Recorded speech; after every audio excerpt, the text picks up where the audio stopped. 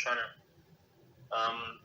So is it a good thing? I don't know if this is kind of happening lately to someone, but like for example, this Rosh Hashanah and the last one, like prior to it, like a couple days or perhaps a couple weeks prior to it, Hashem has like made me suffer in like an unusual way. Mm-hmm. It's like the second time that happens, just right before Rosh Hashanah.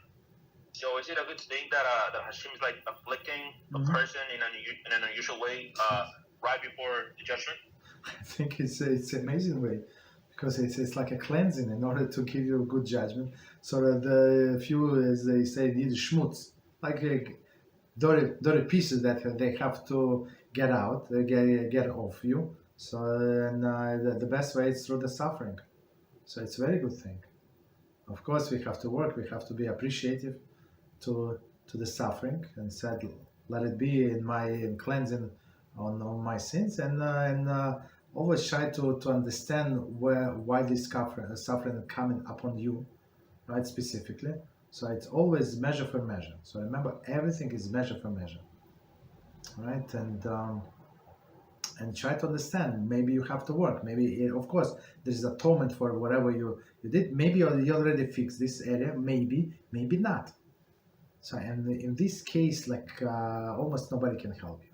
So you have to be honest with yourself. Maybe write down. Right? Of course, you can ask a rabbi question, but that's of course. But you have to do your homework. Like dig inside yourself, and see why this thing can be. Why exactly this suffering in this organ and stuff like that. Or not only organ. It's not only suffering. It's not only health. It could be from relationships, from I don't know, from children, from parents, from spouse, like anything, from neighbors. I don't know, all the different tortures and suffering. Okay. Thank you very much, Rabbi. That was very yes. comforting. Yes. Thank you very much. That's good. Baruch Hashem.